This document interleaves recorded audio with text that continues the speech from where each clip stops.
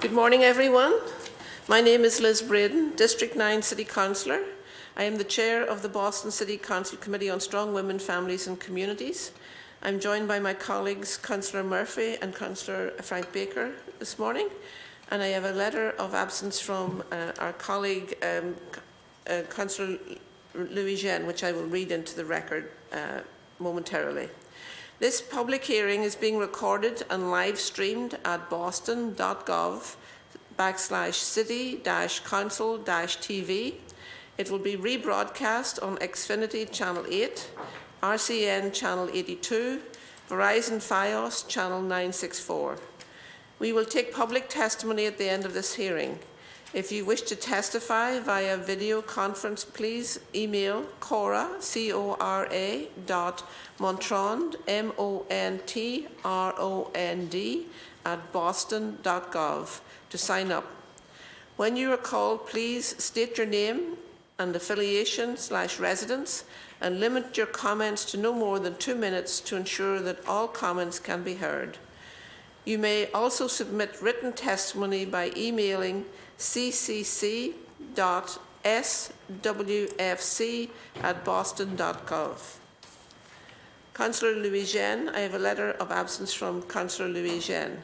Dear Committee on Strong Women, Families and Communities, I regret to inform you that I will be unable to attend today's hearing on docket number 0415, a hearing regarding the possible closing of several Boston Public Schools and Boston Centres for Youth and Families, BCYF community centres this summer.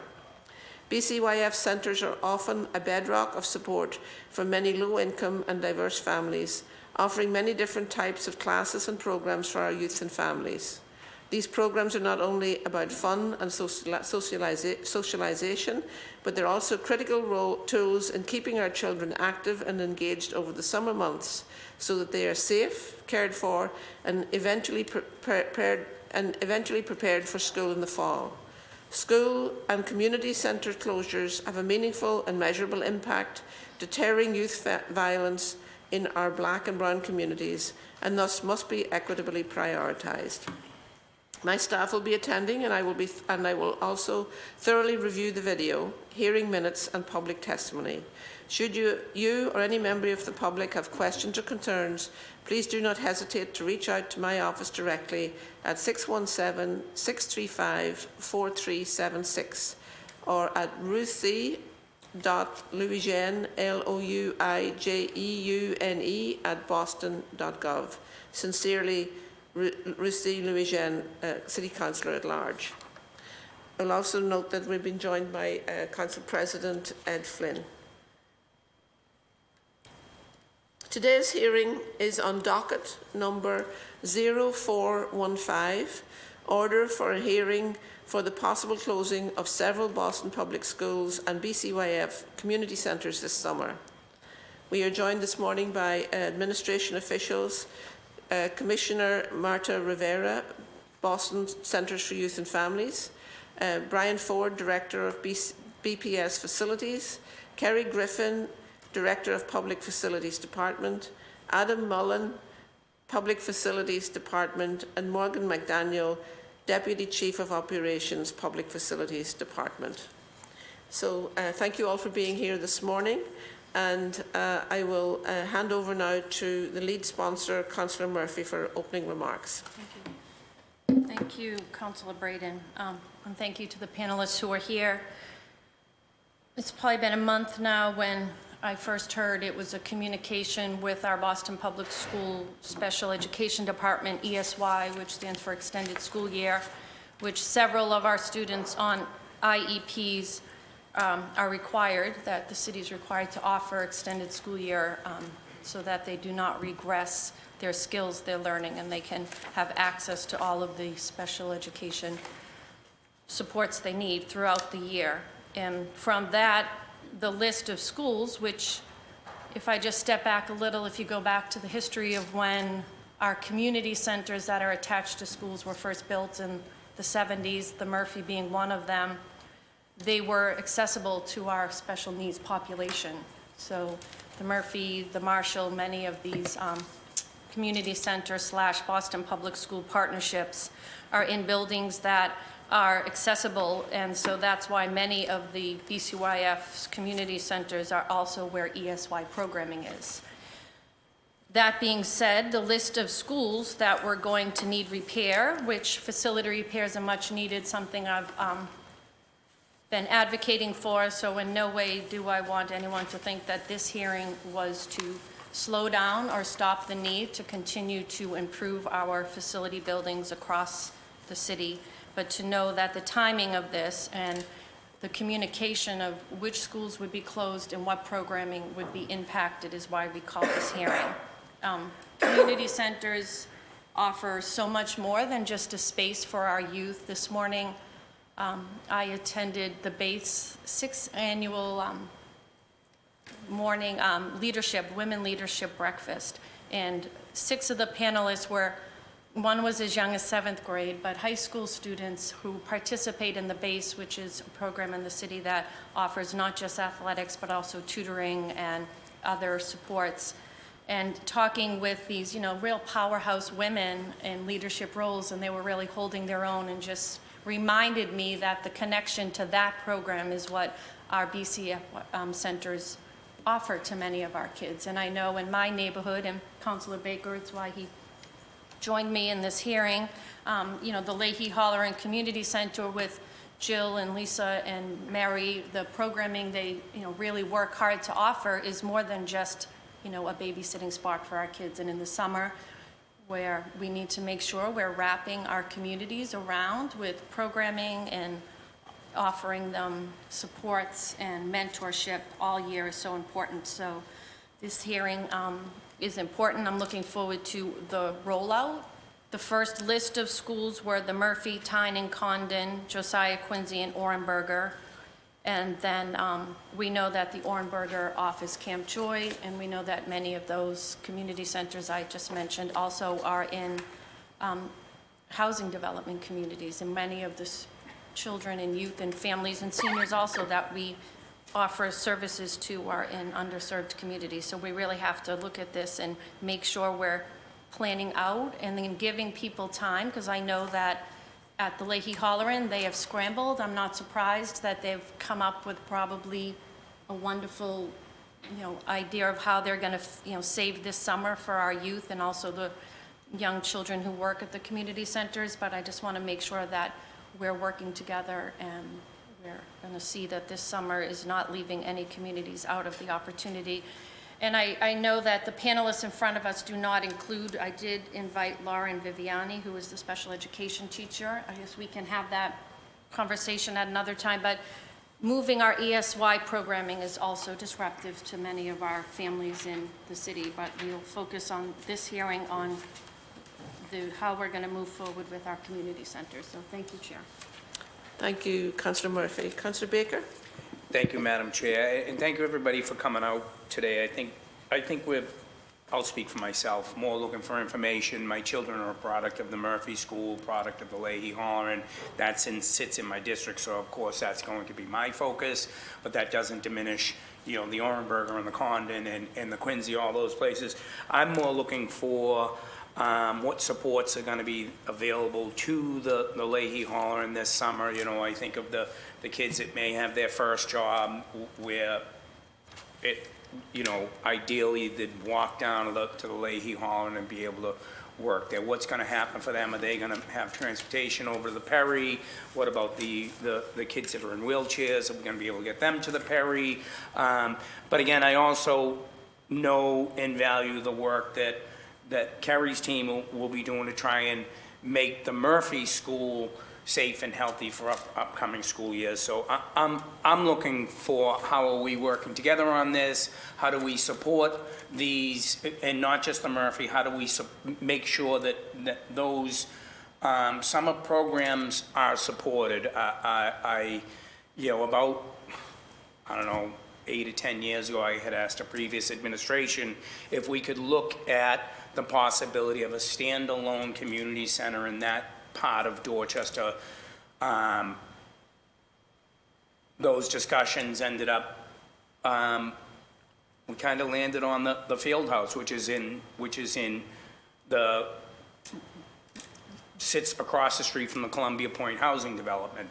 Those things are things that the future should hold for our children. Then we wouldn't have to worry about mixing in with the Murphy. Since I've been involved in the Murphy, it's been, we can't use the pool, Latin's there, we can't use the gym, this school is there, and that's all good stuff. I'm glad we're able to provide those things, but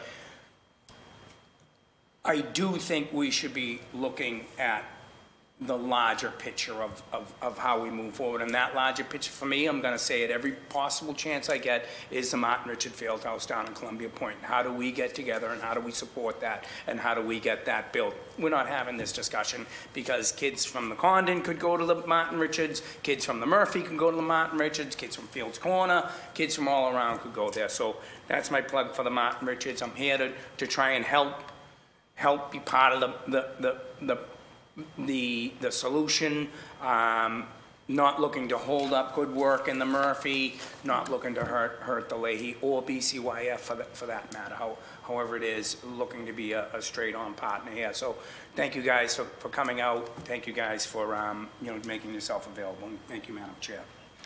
Thank you, Councillor Baker. Council President Flynn, you have the floor. Thank you, Madam Chair, and thank you to the panelists from Mayor Wu's administration for being here. I think I'm at the same point where Councillor Baker is. I'm looking to find out exactly what is happening, what impact these decisions will have on our youth, and how we can work together to ensure a productive summer for our youth, and at the same time making improvements into needed infrastructure improvements that need to take place. Specifically, I know I looked at this handout here, the BCYF handout, but the changes that are taking place this summer at BCYF centers do impact most of my district in District 2, such as the Holler and Murphy School moving to the Perry, obviously in South Boston, the BCYF Tynan moving temporary to the Walsh Center, Walsh Community Center. Josiah Quincy plays a critical role in my district, in Chinatown, but also we have special significant issues at BCYF Chinatown, and a lot of it is language access. The staff there do a tremendous job, but they also communicate effectively with parents in different languages. So I'm very fortunate that we have an excellent BCYF team at the Josiah Quincy School. The Condon, BCYF Condon, likely to move to the Walsh Center. We talked about the Quincy. So I just have some questions. I want to work closely with the BCYF team, with the public facilities team, to make sure that my constituents this summer are getting needed services, programs, but also that we do make improvements that are desperately needed in this city. Thank you, Madam Chair. Thank you, Councillor Flynn. Okay, it's time for the administration panel. Who's up first? Good morning, Madam Chair and councillors. I am Morgan McDaniel, Deputy Chief of Operations, here on behalf of Chief Irish, who unfortunately was unable to attend this morning.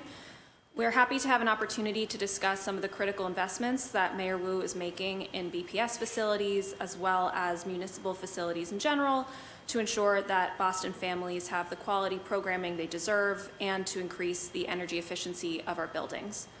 To advance this goal, some Boston Public School buildings that host BCYF community centers will receive necessary repairs to replace aging infrastructure this summer and next summer.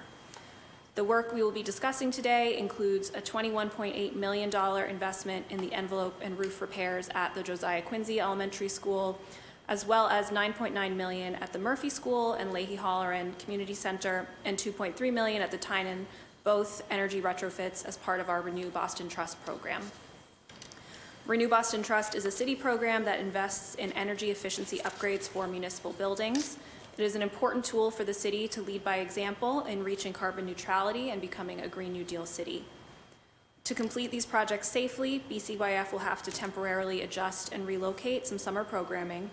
We appreciate the flexibility of our families and communities so that we can make these important long-term investments, and we are committed to continued communication with them through this process so that they know when they'll be able to access programming where they typically access it, and know about any unforeseen changes to the project timelines. And I'll turn it over to Kerry Griffin, Director of Public Facilities. Good morning, Kerry. Welcome.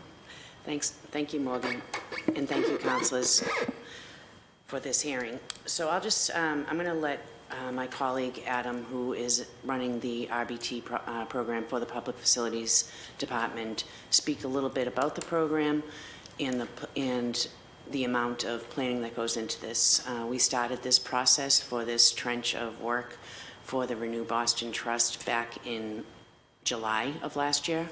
We, made a presentation to our partners at OBM with our partners at, this is a partnership with the Environmental Department. Once we were determined and we were appropriated the funds, then we went and started our communications with our other partners, BCYF and the school department.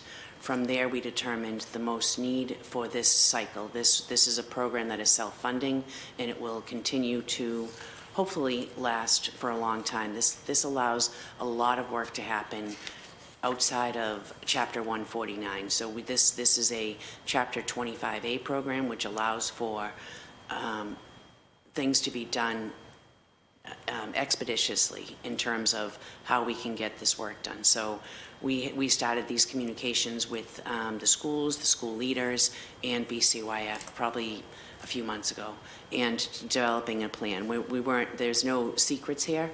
We just wanted to make sure that we had plans and we had alternates for that. So we're going to talk a little bit, PFD as executors of this program, we're going to talk a little bit about the program, and then I'm going to hand it over to our partner, Commissioner Rivera, to talk a little bit about some of the alternates that we're, alternate locations. And with that, I'm going to hand it over to Adam, and we'll be presenting the slideshow. Thank you, Director Griffin.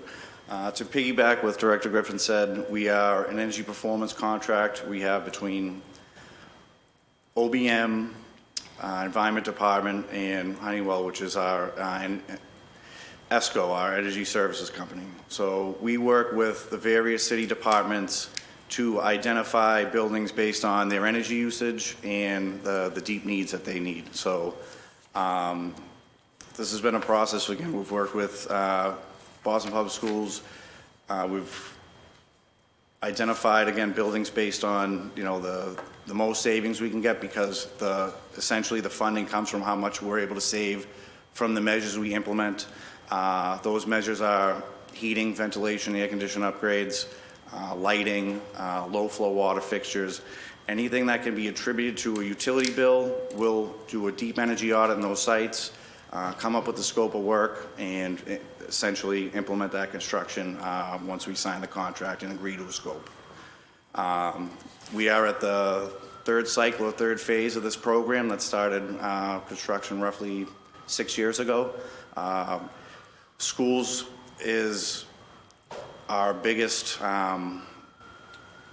per building. They have the largest building portfolio. So we see not only in this phase, but future phases, a lot of good work we can do as far as energy savings and saving greenhouse gas emissions and providing these buildings the improvements that they need. If you want to go to the next slide. So This current iteration this summer is our Phase 3B. It includes Murphy, Orenberger, Tyne, and Condon. These are our deep dives, we call them.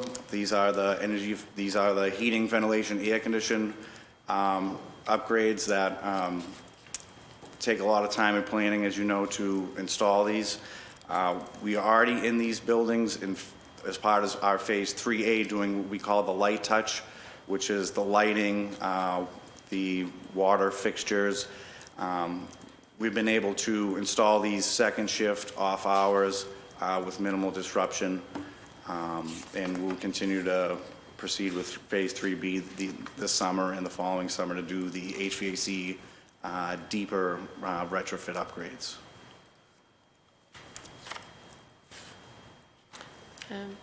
Councillor, yeah, okay. Thank you. Yeah, I don't know if it was. Yeah, so to date, I have it up on the slide. As far as, let me see that. Phase 1, because of the measures that we've identified and installed, sorry, technical difficulties. We are seeing a yearly savings of $600,000 thereabouts from the work we've done yearly. Again, we use Across all buildings? across all the buildings that we perform upgrades in Phase 1. Subsequently, when we're Phase 2, we have 2 more sites to complete before that cycle starts as far as the savings, but we're anticipating roughly $400,000 a year in energy savings. Phase 3A, which is currently under construction, we're anticipating roughly $500,000 in energy savings based on those installations. And Phase 3B, which is upcoming this summer and summer 2024, we're anticipating roughly $400,000 in dollars on utility savings. We put some of the numbers how to equate what that usage is as far as greenhouse gas emissions, and there's several ways you can interpret that, but for the most part, we used how many cars you take off the road. So Phase 1, roughly 400 cars a year were taken off the road. How many trees planted a year. Depending on what that usage is that you're saving, you can convert it to many different energy savings, metrics as you like to use. Thank you. Before we move on to the BCYF presentation, which is more about the programming and the impacts and program, I think my colleagues would like to do a deeper dive into the nuts and bolts of this program, and this sounds like a fabulous program, but I think Councillor Baker had a question. Councillor Baker? No, go ahead. Did you have a question? No, you can go first. How are you guys? Thank you. Just before we move on, Kerry, you said it, I think it was chapter 141. Was it 141 and 125? Can you just break down what those two, what they are? Sure. So Chapter 149 is the bulk of PFD work. 149, 149A, that is a design bid build, which, there's, a lot, in terms of procurement processes, it takes a little longer than a normal, Right. just so putting does some. this trust allow you to move more quickly? Correct. And just identify who Honeywell is and work with Correct. them? Is that because it's like It's an ESCOS with the utility companies, and it's allowed under 25A, which is the procurement vehicle. Okay. So it allows us to actually contract directly with a contractor, which ours is Honeywell. There was a procurement process as part of that 6 years ago, and we entered into this agreement. This allows us to work directly with our clients, various clients. We've done work in community centers, firehouses, police stations, every single one of our clients. And we started with simple measures, and then this one here is the more complex, so that this trench. The heating system. Correct. Simply just switching up the lights. Now, is it, Adam, you had talked about savings. Is the savings, because I know when we did this with the street lighting a couple of years ago, they switched out, they went to LED and high efficiency. The electric company literally gave them a check So there was a savings on one hand, but then a check came from them. When you talk about the dollars, it's more just savings that will maybe come off our books, and energy costs down the line in a year or two. Is there any compensation coming for making these efficiencies up front, like with what the energy companies did with street lighting? Correct. So we have a relationship, as you know, with all the utilities in the city. So we essentially use, which is similar to the Mass Save program, which each of the measures we perform have a certain incentive or rebate. A lot of the stuff is custom, so we work directly, when we develop these scopes, we work directly with our partners and utilities to figure out what they will fund based on the scope that we present them. So there is a dollar amount that we get from the utilities to offset the final dollar amount for the construction. The cost of what it's taking us to do the work. Correct. They subsidize that somewhat. Yes, and that number changes based on the utility periods, a 3-year period where they set the next guidelines for what they're gonna incentivize. So it's a process that's always ongoing. Those dollar amounts change again based on that 3-year period, but all the stuff we do has an incentive piece that the utilities grant us as far as the work we do. Thank you. Councillor Murphy, you have the floor. Thank you.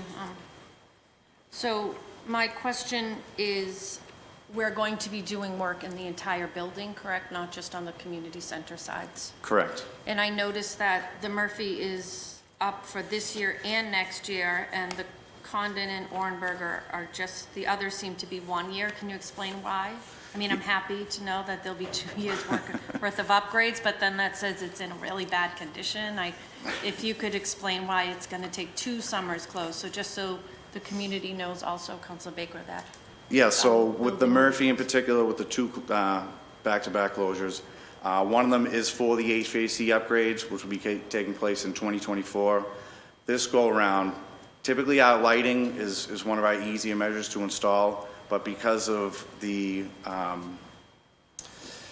how the ceilings are in the spline ceilings that they have in the Murphy, we worked together with Honeywell and the subcontractor and said, you know what, it'd be a lot better for everybody if we were able to just remove that, put a brand new ceiling grid in, and put the lights in, because we're gonna need access to those ceilings summer 2024 to get to the mechanical equipment that's in the ceiling. So it was an opportunity for us to address the ceiling needs, because the ceilings, those tiles are hard to get these days. So we're gonna remove those. We're gonna put a new grid that's easier for facilities or maintenance staff to get into in future, you know, if they have to repair anything in the ceiling.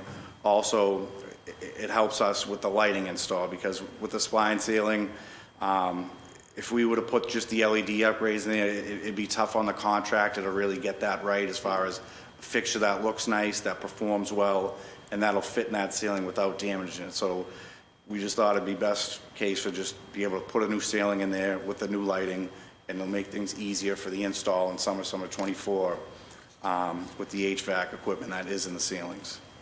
Thank you. Thank you, Chair. Any other questions? Councillor Flynn, did you have a question? Yeah, thank you, Madam Chair. So my question, I guess, could be answered by the next panel or the next group or speaker, but can you go over what the infrastructure improvements need to take place at the Condon? Yep, so I can answer that, Councilor Okay. Flynn. So, let me pull up my information.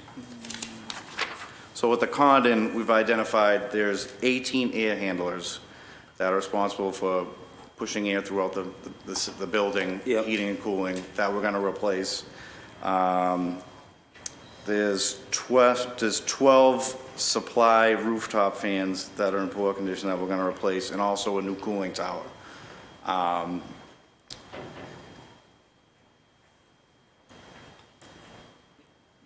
So essentially, we cannot keep a building open where we don't have the air quality for the children, or the, humidity or cooling in the summer. So that's not something we would, even do. And then if we did bring in temporary units, that takes away from other schools in the program where we're spending money. So we wanted to do it this way so that we could capture, I mean, this is a huge undertaking to try to perform this much work in a very, very short window. So we wanted to, we've been working with, BPS and BCYF so that we could attain this. And then, there might be some additional work as the year goes on in the school year, but that would be done after hours. So for the conduit, it's mostly HVAC-related work? That's correct. Okay.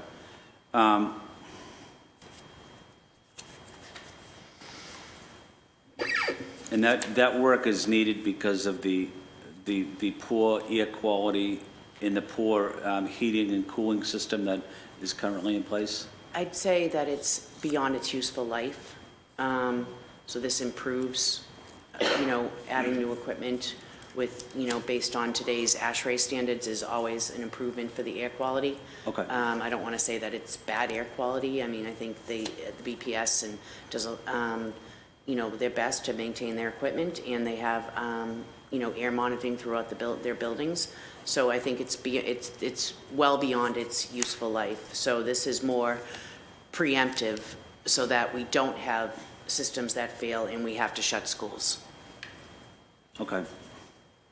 So that is the Condon. Madam Chair, I'm just thinking, could I go through other schools, or is it more appropriate for me to wait at another? I think perhaps we would like to hear from BCYF and Okay. hear what they're saying, and then if you've got the time, that'd be great. Thank you, Madam Chair. I might be asking the question that Councillor Flynn might be wanting to ask is, in terms of, I really appreciate that this is incredibly important work. HVAC and air cooling, as we see this increased. With climate change, we're seeing really, really hot weather in May and June when schools are still open, and in September when kids get back. So HVAC and air quality infrastructure is really important. So, and I also think it's wonderful that we're exploiting the opportunity of, like, just as in Mass Save does for residential, this is for more public buildings. So I appreciate that the money's there. We should be using it. I'm just in terms of the timeline. How many schools are in the pipeline going forward? We're talking about 4 at the moment. Like, I know this is an ongoing program. What's the plan for going forward? We can share the full list. We're always looking ahead, so there's probably 50 schools in the, between simple and complex measures. Yeah. We're happy to share the full list of schools and which trench they're in. Yeah, I think as a council, Sure. all of us, especially our district council colleagues, would be really interested to know what the programme is and what schools are on the list, and Sure. Having been forewarned is always good. Thank you. Commissioner Rivera, you're next. Thank you. Good morning, Madam Chair, Councilors Murphy, Baker, Council President Flynn. Marta Rivera, I'm the Commissioner of the Boston Centers for Youth and Families, known as BCYF. So first and foremost, we are thrilled and excited to work with PFD and BPS on these investments, and particularly the ones that are our school-based sites, because of course we benefit from that. And as you all know, BCYF will also undergo its own building facilities assessment. So as BPS is doing some of that work, we expect we'll be in the same position where making these tough decisions of when do you need to actually close a building. So I want to thank my colleagues who have been working with my staff, myself, and exploring every possible alternative and option to ensure that the programs are not impacted. And the cases where we've had to move personnel and programming, it's been because it would be detrimental to maintain it in the current facilities. So that said, we have for this summer 2023, as Adam mentioned, there are 3 BCYF community centers within the facilities that are planned to have work done this summer. The Murphy School, which houses the BCYF Leahy Holleran, the BCYF Tynan Community Center, and the BCYF Quincy. Starting with the Leahy Holleran, The Leahy has operated for the past several years, for many years, a licensed summer camp. That camp will continue to operate out of the Perry. Leahy Holloran, per the site director, had mentioned that there were, in the past, the programming had moved to the Perry temporarily, so it's a site that works for the community, it works for the staff, they're familiar with it, and the summer camp can be licensed out of that site as well. The families, there was no need to notify families from the camp because registration has not opened yet. It opens on April 1st, but we have already communicated with members of the site and families that have utilized the services in the past. So again, the staff will relocate to that facility, and we will accommodate any families that need transportation to the Perry from the Leahy Holloran. The BCYF Tynan will operate temporarily out of the Walsh Community Center. We anticipate to have the Curly open and operational by the summer, so they will have that facility to themselves. All of the programming will move to that site. And communication has also been sent to the Tynan members. Next slide. And for this summer, the last site that requires a contingency plan is the BCYF Quincy, which unfortunately, again, because of the scope of the work, will need to close. There are 9 summer camps, licensed summer camps in Chinatown. So the Quincy actually doesn't operate a licensed summer camp. They have a variety of drop-in activities, and they are actually the gym or the pool that other camps use in the area. Communication's already been sent to the partner agencies that utilize the facility as well as families. And if families choose to use other BCYF locations, working with the site director, we will accommodate families with transportation to alternative locations as well. And getting ahead of next summer, summer 2024, the sites that we know will also be impacted. As you've already noted, the Leahy Holloran is a 2-year project, or rather 2-summer project. Adam talked about what that work entails. At this time, we plan to put in place the same contingency plan as this summer. But of course, after this summer, we'll evaluate and see if that is the plan, the site that works. And we'll make any changes that are needed before the next summer.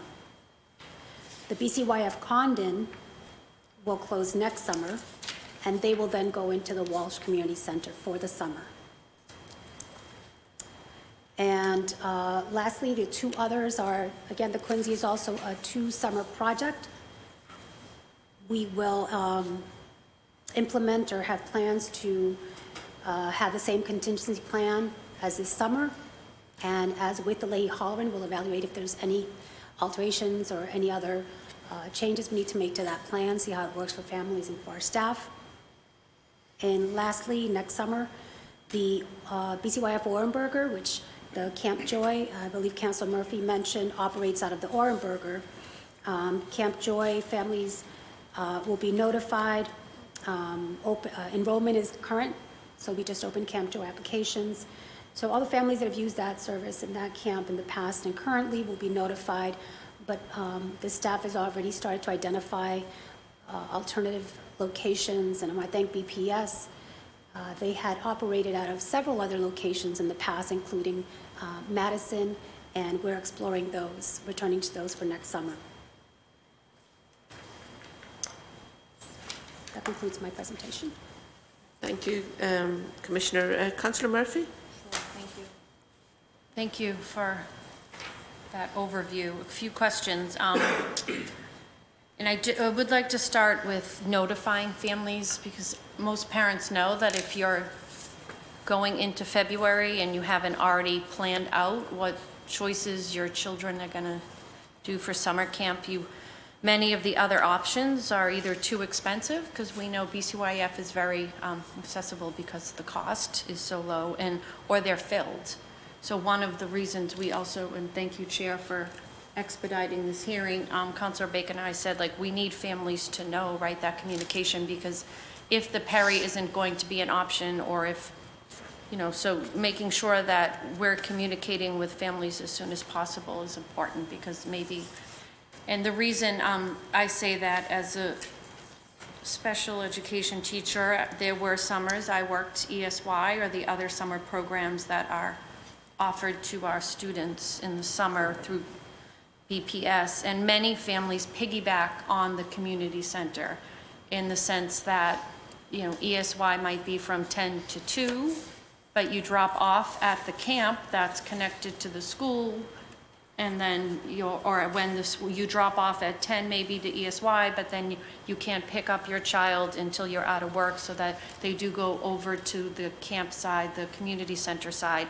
So that's going to be a logistical, maybe nightmare for many of our families who used the partnering community center side for the extended day needed for their children. Also, and I know you mentioned, Jill and Lisa said, like, they have used the Perry before, but when you think of the Perry, like, why not the Kenny? Because the Perry doesn't have a pool, the Perry doesn't have a gym, and the Perry is 3.8 miles away from the Murphy School and in a different neighborhood. And Director Griffin, Carrie, you were, in Charlestown. I brought this up when I filed this hearing order, that, when we met with Charlestown residents about the Clarity Pool, even though there were other pools in their community, they wanted that one. Even though they could go to the north end, they were like, no, we want our pool in our neighborhood. And I think that goes to what Councilor Baker is saying, like, why do our families need to go to South Boston, especially when the Perry isn't offering a gym or a pool that the Murphy does have, for them, the Leahy Holler. And will 3- and 4-year-olds be able to attend? I heard first that because of the lead levels, we've done an assessment with all of our buildings to know, especially when we're trying to expand our preschool, like which schools can add our, pre-K grades. And some families are worried that their 3- or 4-year-old, which would have been able to stay with the siblings at the one community center, will they be able to go to the Perry? And my last question for now is it accessible to families, children who have, mobility issues at the Perry? So the question about the 3- and 4-year-olds, I've not been made aware that there isn't, that it's not possible, but I will confirm that and get back to you. And my understanding is that it is a ADA compliant and accessible building. Do you know? The Perry. Yeah, Well, I mean, I've been in it several times. There's certain doors, you walk right into a stairwell. So maybe if they go in a bottom door, but does that mean then they're not able to access other floors that you may be using for the camp? I'm not sure. Yeah, we'll confirm what spaces are being used. Okay, thank you. And get back to you at the site. And then you mentioned the notification. So the registration, as I mentioned, it doesn't open until April 1st, and that was the deadline before we knew it wasn't delayed by any decisions. And we were trying to make sure we confirmed a location before, of course, parents had to enroll. And there were other locations that were explored, and that was the location the staff advocated for. And we do have, with the other sites in South Boston, they are going to be accommodating and providing and coordinating with the staff to ensure that the amenities that Perry School doesn't have, they have access to. So they can use the gym at the Walsh, you can use the pool at the Condon. So we are coordinating with those sites and ensuring that we are making every effort to have the Leahy Holler and kids have, not miss a beat and have the same experience they would have had at the Murphy. Are they legally allowed to use the beach? Because that was brought up where they are across, but I was talking to Kate, not sure if licensing is allowed for them. And then also, is the Curly going to be an option? Because they will be open for programming this summer? Yeah, so we're anticipating the Curly will be an option. Okay. And the pool, do you know if the beach access is something they legally can have kids go to? We're working on the beach mitigation plan, working with the state and Right, because it's with in, some of our partners. it's a Yeah, state so that's in the works. lifeguard, yeah. Okay. Thank you. Thank you, Chair. Councillor Baker? Thank you, Mr. Chair. We had talked about the Curly a little bit, which will be good if they're able to use that and use the beach. That's almost like a regular, like a like a real camp, I guess. I don't know, not to say they're not real camps, but I would, if you can, Marta, and thank you, if you can talk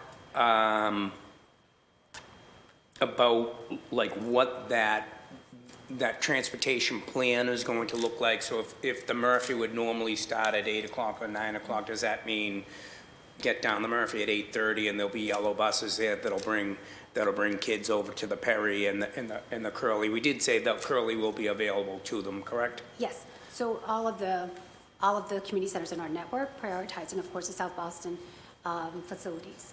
So the Walsh, the Curly, and So we're going to just basically have Concord. a school bus program that's kind of available to these at this couple. time, we don't know if it's a school bus. What we want to do is gauge what the need is. It could be our own vans. We do have vans. Yeah, which would probably be better if we could do it with our own vans. Yeah, and I think, see, we can sit and talk here now, but until it all starts, and then it's like, all of us will see the problems on day 1, day 2, day 3. So again, it's going to be how are we communicating and the ability to communicate and the ability for you guys, more you than public facilities, they have a very defined job. For you guys to be flexible and working with, I see Liz from the school department over, oh, your school, I'm sorry. Brian, you wanted to say something earlier and you didn't say, well, we'll get to you in a second. So as long as we are flexible and able to move like that, I notice in the city, a lot of times it takes 3 days to get an answer, and that's what we're trying to avoid, because those 3 days are gonna be the first 3 days of summer, the first 3 days when mom or dad or whoever is dropping Junior off, and Junior's standing on the sidewalk down there, and that's just, we just don't want it. So it's more of a, let's stay connected on this one and exchange cell phone numbers and make sure that, like, if I have concerns, that I'm able to bring them to you, and we can as a team help the kids down there, help the kids and help the staff. It's critical that we are just available, I think, because we don't want to stop the good work that's happening. We want efficient lights and efficient, heating systems and units and things like that, but we have to be able to do the backside of that job, and that's all communication, and that's all sticking together on it. So if we're gonna off you for a second here, if it's the equivalent of, and this is just kind of a quip I'm gonna throw at you here, if it's the equivalent, maybe it's to you, Morgan, if it's the equivalent of planting 1,600 trees, can we plant 800 trees someplace? Can I get some trees in District 3? That would be good. That's just you don't have to answer that. Yeah, all hammering down on communication, because this transportation, it's not ideal, but if the transportation works and people know that they're still bringing their kids to the Murphy, or even if you can get them over to the Perry, get them over to the Perry, it's going to be critical when the summertime happens. And I guess that's my main charge, that we're between school and BCYF, that we're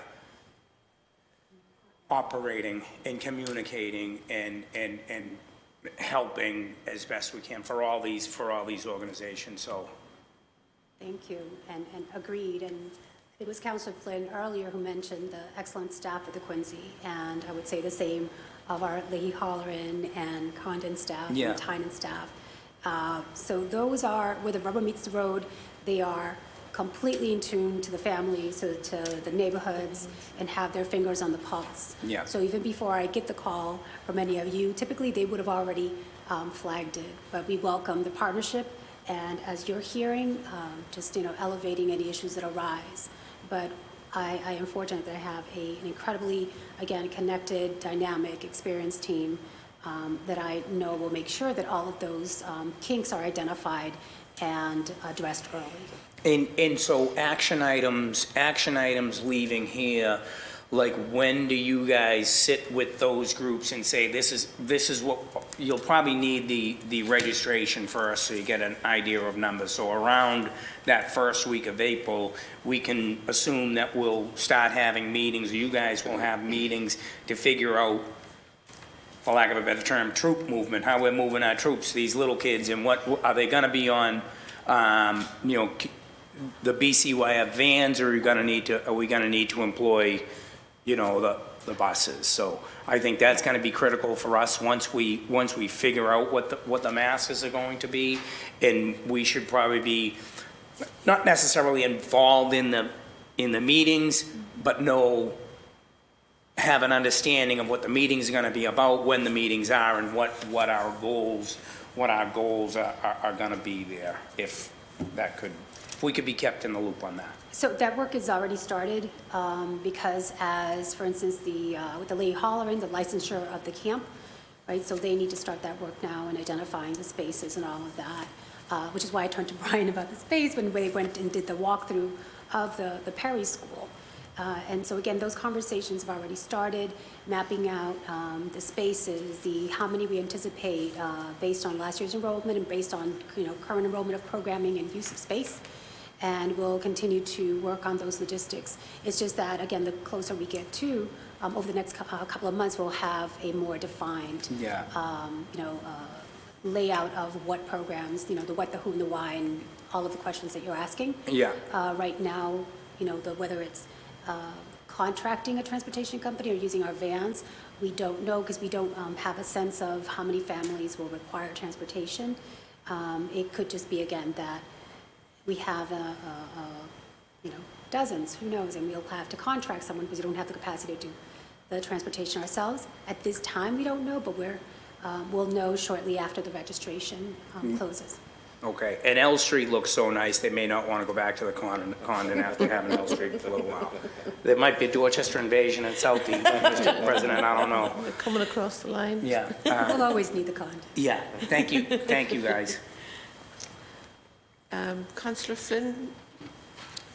Thank you, Madam Chair, and thank you to the Mayor's administration for being here and for providing excellent information to us.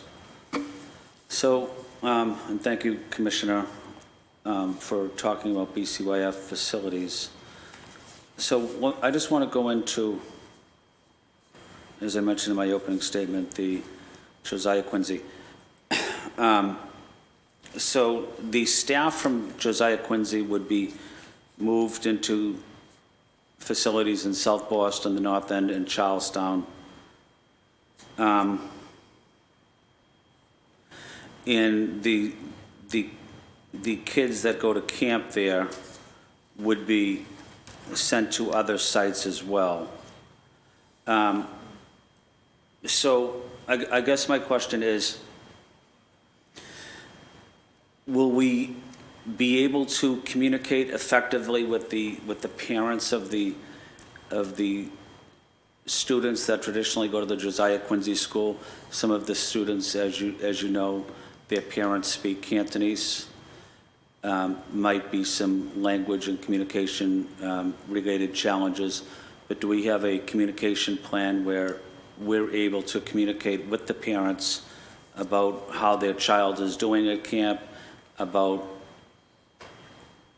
any issues that might develop, about any logistic challenges, or how to better coordinate scheduling for the child?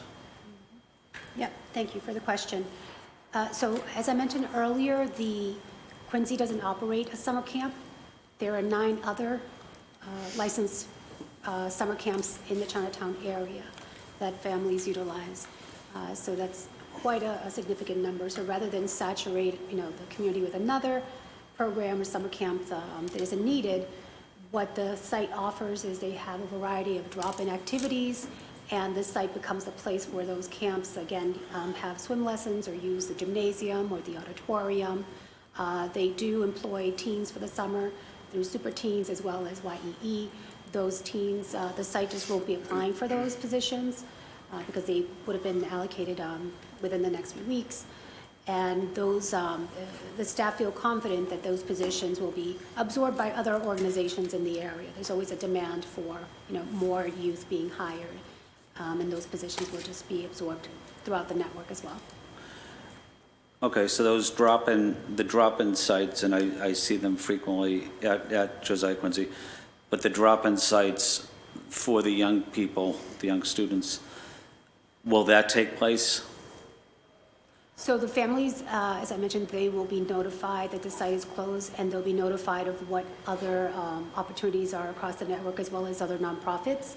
And if they are interested in having their child participate in another BCYF program, they will be provided with transportation from the site.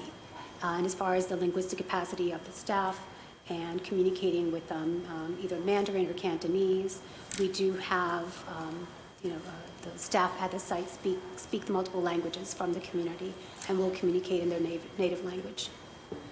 Okay, so at the Josiah Quincy, a lot of the kids do use the access to the gymnasium, so they won't be able to do that this summer. Where will the students, young people, go to exercise? So we'll coordinate, sorry. Good morning, Councilor. Good morning. Good morning to the council. My name is Brian Ford. I'm the Executive Director of the Facilities Department. And on top of the programming that we coordinate with the BCYF programs that are in schools as well, we also have partners with the YMCA. So one of the locations that will maintain that same contact and activity level will be the YMCA Wang location, which will serve that community. And we work closely with the school leader so that the students in the community have a way of communicating and also talking to others and flyering that out so that they know of the programs that are happening this summer. And on the BPS communications, we also look to get ours out just before the first week in April so that the communities are aware of all the programs that are happening in their areas.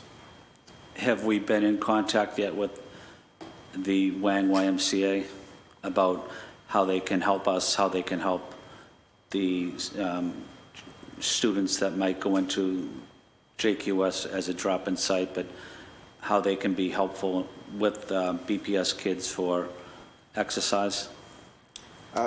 Yes, so we actually have an ongoing relationship, and we work with the Wang all year long. As for the exact details of what's happening this summer, I'd have to get back to you, but I know that it's an ongoing partnership where the school leader over there has conversations about how they can continue to traverse those spaces and provide programming.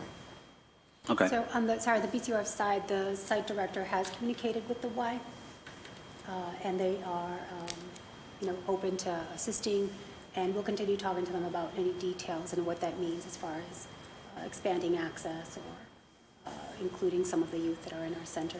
And as I understand it, a lot of the youth use the Y and other programming and summer camps in the area. Anyway, so families are familiar with the other entities in the area.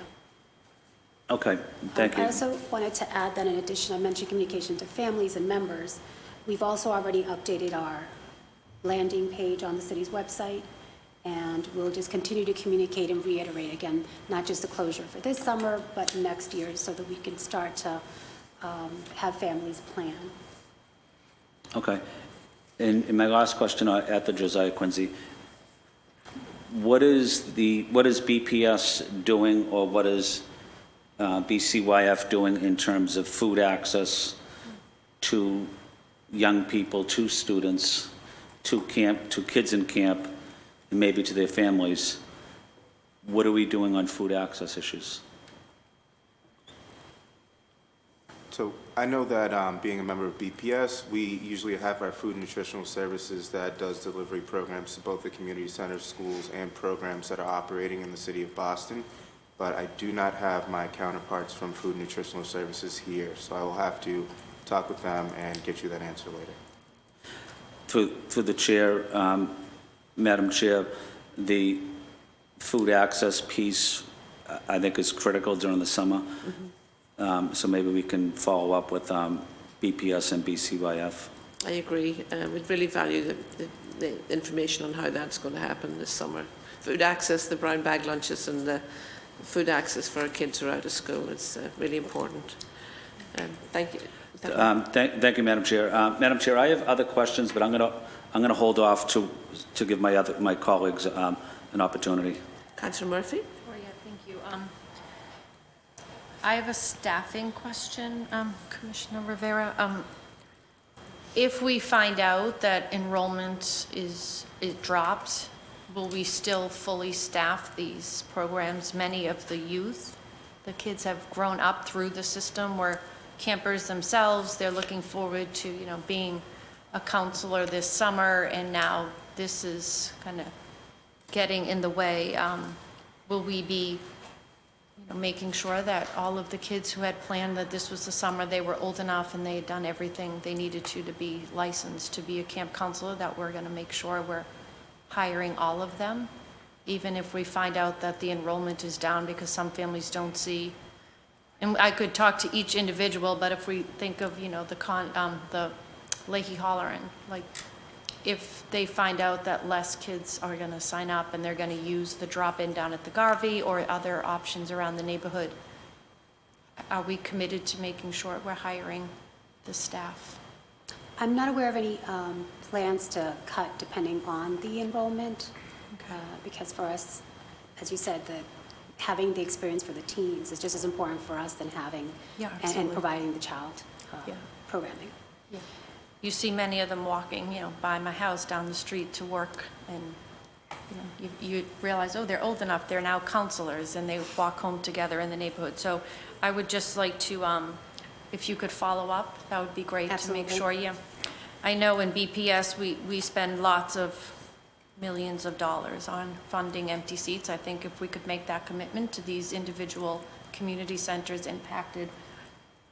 And I'm assuming lifeguards, because we have such a shortage, that it may actually, with some of these pools closed, help ease putting lifeguards in different positions. But the actual camp counselors, thank you. That's all.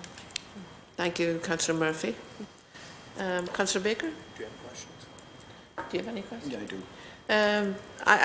Councillor Murphy's just asked the question I was going to ask about staffing, and I imagine because students, young people will be moving around in to different locations, there may be an element of more extra coordination needed, just to connect all the dots and keep communication open across different places, spaces that you may normally not work in, not be connected necessarily.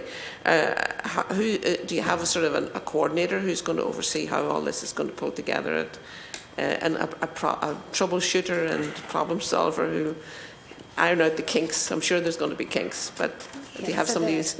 As I mentioned, the kinks will be worked out at the site level. The coordination happens through our operations team, and then we have weekly meetings with BPS and PFDs. We have a series of meetings at different levels across departments, and but again, when the program implementations or the programs are open for the summer, it really is the site level staff working with our operations team, the regional operations managers and our director of operations, Eddie McGuire, that will be working through some of these issues. Yeah. And to the question about lifeguards, like, I think last summer we had a really hard time getting enough lifeguards. Do we have a pipeline to develop those, to certify lifeguards and young up and coming counsellors in BCYF who've got an aptitude? Do we have a program to train them and help them get those jobs? We do. We have a junior lifeguard program. Mm-hmm. And what we want to do for the future is build that up, as well as ensure that we have swim programming to feed into that pipeline. So as early as possible. But until we have all of our lifeguards, it's hard to do, because we need a certain ratio to be able to do the swim classes. Mm-hmm. But I will be sharing a lot of that in our budget hearing, which I'm sure all of you have a lot of questions around that. But we've done a lot of work this year to incentivize and create or explore different options for how to tackle the issue of a lifeguard shortage. Mm-hmm. Excellent. Very good. Councillor Baker? Yep. Does the Perry run summer programming now? Brian, you may know that, or I don't know if that would be for you. You mean like another nonprofit, or like? No, like the way Do they ordinarily? Oh, yeah, and they ordinarily have summer kids program. in the building on the summertime. Yeah, so thank you for that segue. That's actually kind of a subject I wanted to touch on. So You're every welcome. summer, we go through this delicate balance of how many programs do we have and where should we place them based upon the work that needs to happen in the building. As you know, we've sat in this room many a times and talked about the work that needs to happen in BPS. Because of our school year, it generally happens at a very finite time, which gives us 8 weeks to make major, minor renovations and refresh the school building along with our normal cleaning. So the answer is yes, sometimes the Murphy has programming, but the programming is not building The specific. Perry, The Perry. the Perry. Right, the Perry has building programming, but is not always building specific. So we will oftentimes move them around the district to make sure we can accommodate for the changes, improvements, and oftentimes construction with our partners here to my right.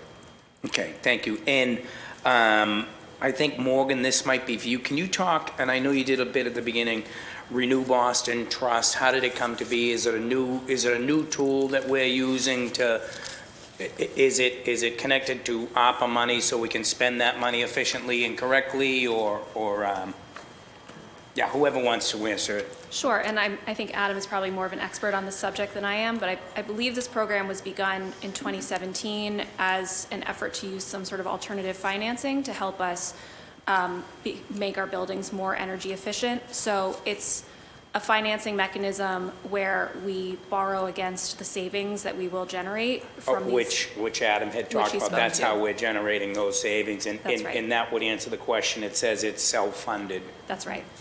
Okay, good. So it's a good thing. It's good bang for your buck. Yeah. Okay, I think I'm good. Thank you. Thank you. Councillor Flynn, President Flynn, you had some other questions? Yeah, thank you, Madam Chair. My question or comments, I wanted to see with the issue with the Perry School taking on possibly more students or more camp kids. Have we also communicated with the Parks Department as well? I know they have summer programs in and around Medal of Honor Park. I see them up there frequently in the summertime. Also down Moakley Park, there's camp kids down there playing various sports through some Parks Department programming in partnership sometimes with the South Boston Neighborhood House.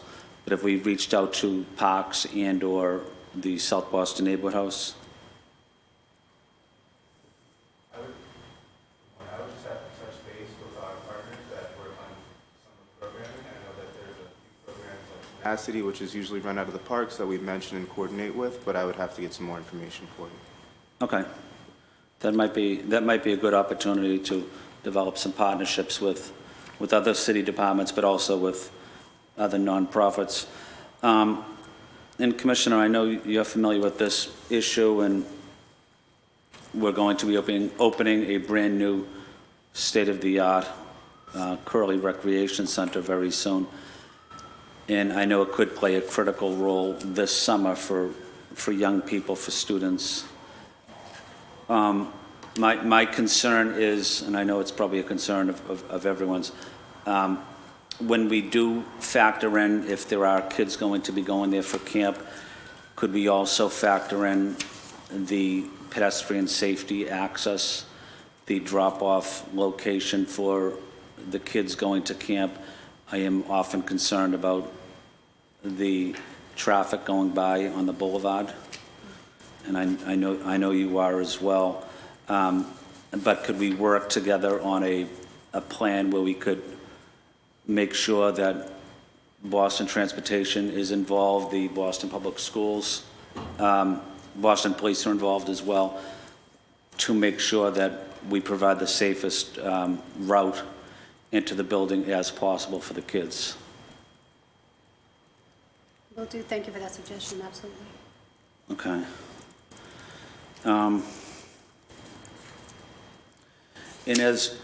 And as we go through the summer, and I know there'll be probably some changes to this, and things might change on the fly because of some certain logistic issues. But is it possible to keep the district city councils especially involved and informed, and we could help communicate your message to residents as well, and you could use us as people that can get your message out to our constituents in a particular neighborhood? Yes, absolutely. Rely on you to get the word out, just as I said earlier, but also to lift up and make us aware of any issues that haven't been flagged so that we're addressing them. Yeah, that would be great. And just finally, as we go into budget season, and it's our job to advocate for services and programs in our district, but also citywide as well. Certainly, the camp for children with special needs is an excellent program, an excellent camp. Impacts every neighborhood in the city. But is there anything that we as city councils can do during the budget process that could be helpful to anyone here so we can improve services, we can improve programs for young people in Boston, especially during this summer? We want to make sure that they have a safe summer, they have an educational summer, and are able to get some exercise as well. Anything specifically that we can do as city councilors to be helpful?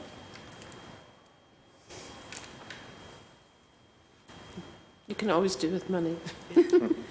Councillor Flynn, I would just add that one thing that we hope to bring to you during the budget cycle this year is to increase our investment in our facilities maintenance staff and Okay. some other facilities maintenance measures that will allow us to do better proactive planning for capital maintenance, so that we can keep our buildings in really good repair and make sure that they're available for the programming that our families deserve. So we look forward to speaking with you more about that during the budget cycle. Okay. Yeah, whatever, during the budget cycle, when you and the mayor's team agree on what the funding would be, just say it should be increased an extra 4% based on the recommendation of my three colleagues sitting here, so. Especially Councilor Baker. Use Councilor Baker's name. Watch the doors fly open. But we do appreciate the time and attention that you're spending on this issue. We know how hard you're working, how professional you're working, so thank you. Councillor Murphy, you had one more question? Yeah, just one. And then we also have public testimony, so we have one person signed up for public testimony. So do you want to do your...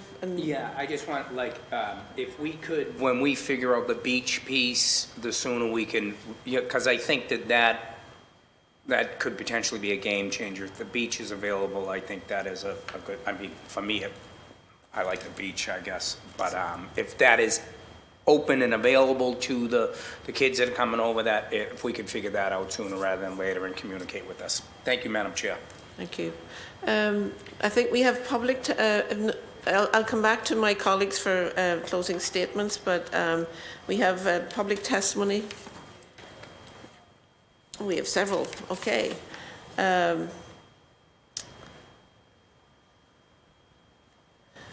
So we'll start, is Dennis Kirkpatrick available? He's joining us via Zoom. Sorry, Cora.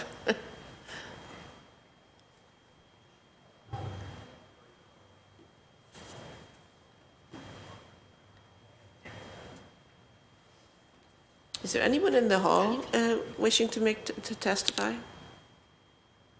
Okay, well, we're waiting for a virtual. Here we are. Dennis, good morning. Thank you, Madam Chairman. Actually, all of the presenters today answered all my questions, therefore I defer my time. Oh, excellent. Well, thank you for your work out in Roslindale. Thank you very much. Makia Baker Gomez.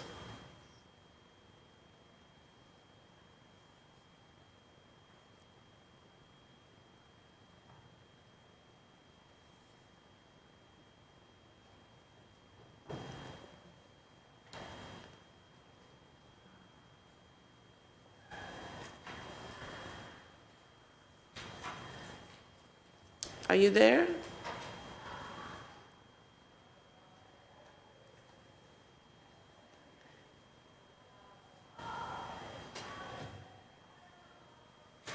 Okay, is Priscilla Flint available? Makia Baker Gomez or Priscilla Flint, whomever's available?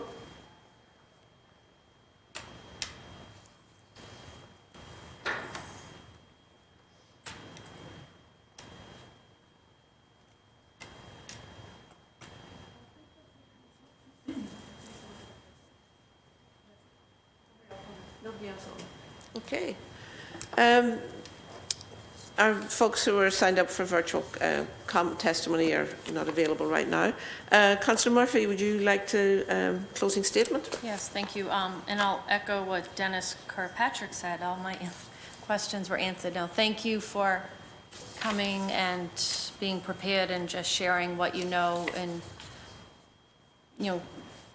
promising that going forward, we're going to continue that communication. Because as you know, when parents or people are afraid, then the rumors start and they spread quicker than the truth. So one of the reasons we, filed this right away to make sure that, we were supporting your message of it's going to be okay and the projects happening are needed and are great. So we should be, applauding that we're having this work done at the same time. Lots of people doing all the right things to make sure that our kids are going to have programming offered in a way that's going to be accessible and safe and fun for them, and parents can not have to worry about it. So thank you for that, and look forward to continuing to communicate to make sure we have a smooth summer camp opening at all of our centers. Thank you. Councillor Baker? Yeah, just thank you for your time today. Thank you, guys. Councillor Flynn, President Flynn? Thank you, Madam Chair. Just would echo what Councillor Baker mentioned. Thank you to you and your team for the important work that you are doing and that you're going to continue doing. And we appreciate your leadership in making in working together for a successful summer for our youth. Thank you. Makia, I thank you for joining us. Would you like to give your public testimony? Yes, can you hear me? We can hear you. Thank you. Okay, great. I have a series of questions. My first one has to do with what is BPS's plan for the impact relative to transportation of those young people that have always done foot traveling to the schools that are going to be directly impacted? How many of those children will be reassigned to other locations where I'm very concerned, as Councilor Flynn is, about public safety crossing the streets, the impact of bus transportation through those areas that are also occupied by charter schools. So is there a plan to be able to address the public safety issues that will come as a result of these young people getting acclimated to the new locations they'll be assigned? My other question has to do, I have a series of them, so I'll just wait. I was just wondering, could you clarify, do you mean for the students who would be attending ESY summer school, not the camp programs? I'm suggesting you should know from the schools that have been operating, Yes. how many of those young people either walk to school, take public transportation, or take the school bus. And what I'm asking is, have you looked at, based on that, those young people are going to be assigned to a new location, is that correct? Where they're going to be attending whatever programs they're going to be attending, it's going to be a new location for them. Yes, but when I started, I did say I invited a panelist from the special ed department at BPS. They're not here today, so we'll have to continue that conversation because they do not have a plan yet in place for.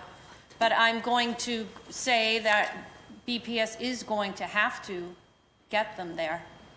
It is their legal responsibility, so we'll make sure that that happens. But I do know BPS does know, and it would be part of their planning that they're going to have to transport any students that are assigned to these programs.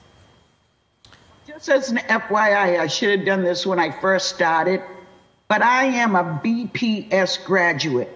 I went through Boston Public Schools from kindergarten all the way through the high school. I got a phenomenal education. So I'm very, very concerned about what's going to be happening to a lot of my alma mater schools that I attended, and whether in fact programming that is currently offered there is going to be offered somewhere else where those children are going to be reassigned, or those programs are going to be reassigned. So my question in regard to that is, I would think that the first priority on BPS would be to look at what challenges they had transporting young people in the last cycle to the summer programs, and what things have they learned from it that they're preparing to get ahead of right now for this coming cycle.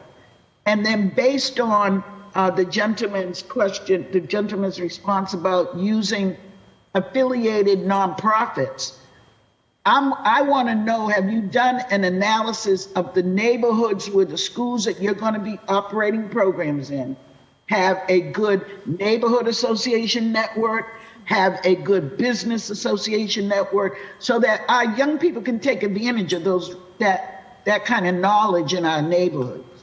Not only that, so that more people will know about the programs and resources that are being offered at the neighborhood level, so they can participate in it. I think one of the things we assume is that most of our people in Boston know what's going on at the neighborhood level, and most don't.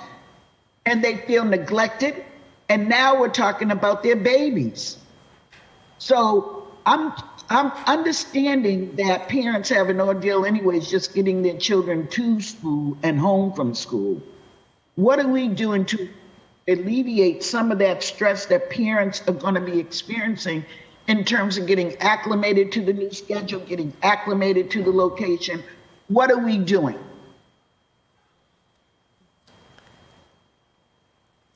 And then my last question has to do with the community centers. I heard you talk about lifeguards. I don't know if you all know, but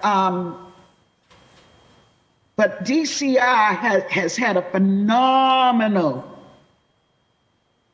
lifeguard training program for years. And I don't know if the city of Boston has taken advantage of it, but I would think that the school department would make some connection with DCI.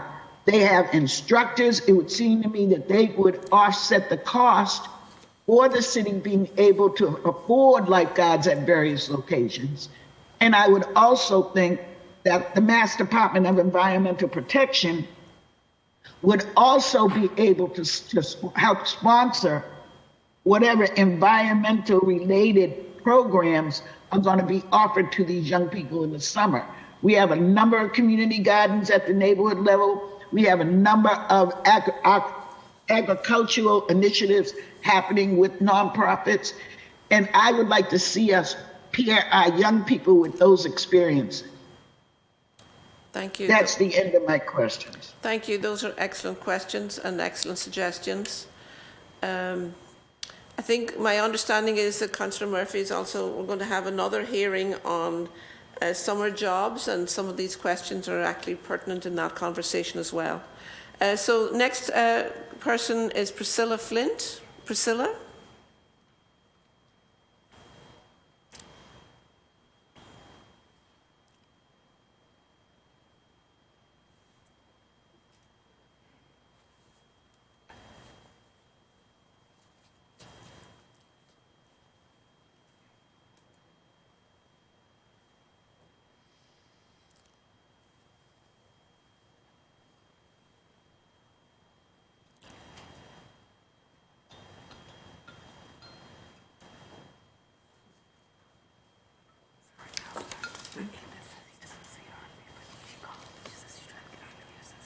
Okay.